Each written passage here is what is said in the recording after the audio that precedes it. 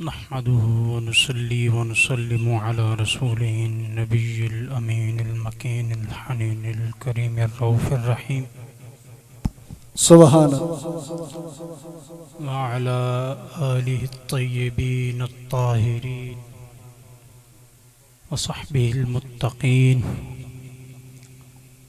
أما بعد، فأعوذ بالله من الشيطان الرجيم.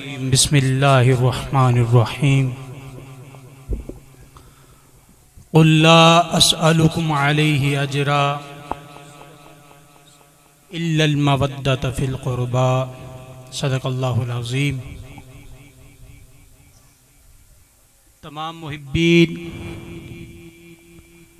اور معزز خواتین و حضرات، فدایان مصطفیٰ صلی اللہ علیہ وسلم، اللہ تعالیٰ کا فضل اور اس کا لطف و کرم ہے کہ آج ہم اس محفل میں جمع ہیں کہ جس کے اندر ذکر آل رسول ہو رہا ہے. سبحان اللہ. سامعین محترم، میں آیت کی وضاحت کرنے سے پہلے مناسب سمجھتا ہوں کہ ہم سب مل کر آقا انعامدار، مدنی تاجدار، سرکار کل، فخر الرسل، سیاح لا مکان، تاجدار انس و جاں، جناب احمد مجتبیٰ محمد مصطفیٰ صلی اللہ علیہ وسلم کی بارگاہ بے کس پناہ کے اندر نہایت ہی عقیدت کے ساتھ، محبت کے ساتھ اور مودت کے ساتھ نذرانہ درود پیش کرتے ہیں. اللہم صلی علی سیدنا و مولانا محمد وعلی آل سیدنا و مولانا محمد وبارک وسلم علیہ. انشاءاللہ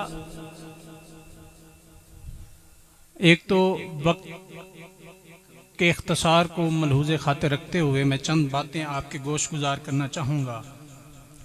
سامعین محترم، قرآن مجید سارے کا سارا اللہ تعالیٰ کا کلام ہے، بے شک، اور اس کا اجرا زبان مصطفیٰ سے ہوا ہے. واہ واہ.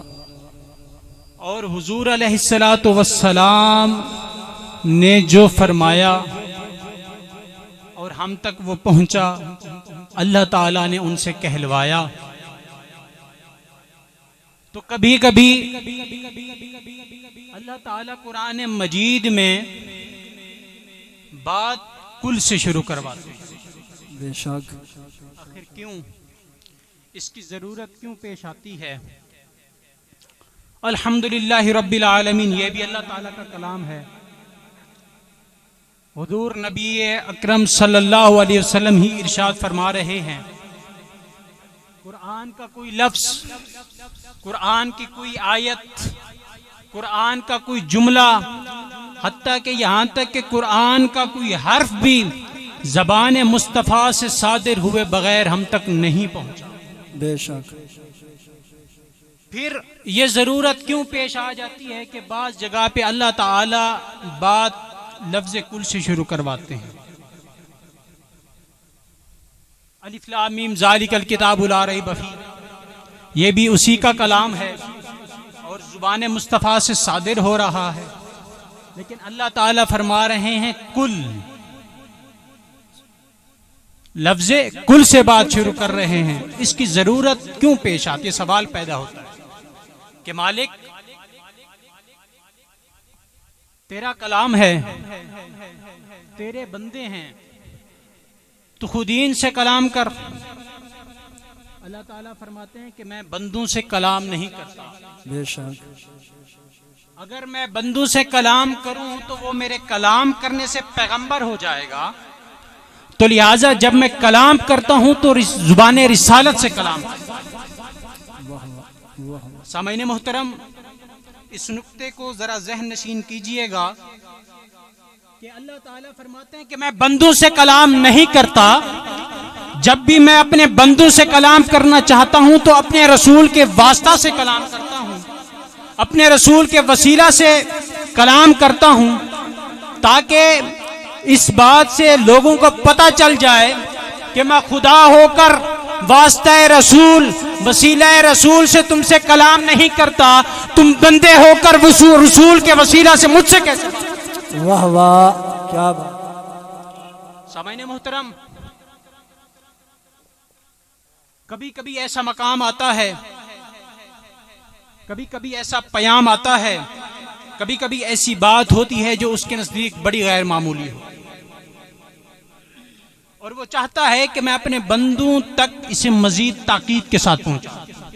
واہ واہ، اسی لیے اللہ تعالی حضور سے فرما رہے ہیں کہ کل لا اسألکم علیہ اجرا الا المودۃ فی القربى، کہ محبوب آپ انہیں فرما دیں، کل فرما دیجئے، سنا دیجئے، کہہ دیجئے۔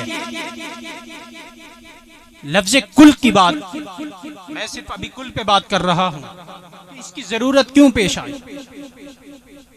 اے محبوب، آپ نے محنت کی، آپ نے جگراتے کاٹے، غاروں میں ہفتوں مہینوں تنہائیوں میں آپ روتے رہے، آپ پہ ظلم ڈھائے گئے، آپ کے گھر کا محاصرہ کیا گیا، آپ کو وطن چھوڑنا پڑا، لوگوں نے آپ کا پیچھا کیا، آپ کو ہجرتیں کرنی پڑی، جسم لہولہان ہوا، جسم چھلنی ہوئے، لوگ تیر و تفنگ لے کر میدان جہاد میں آپ کے مقابل آئے، لیکن آپ ان کے مصائب و آلام کے باوجود بھی آپ ان پہ احسان کرنا ترک نہیں کر رہے، آپ انہیں جہنم سے نکال کر جنت کی طرف لے کے جا رہے ہیں، آپ انہیں گمراہی سے نکال کے ہدایت کا رستہ دے رہے ہیں۔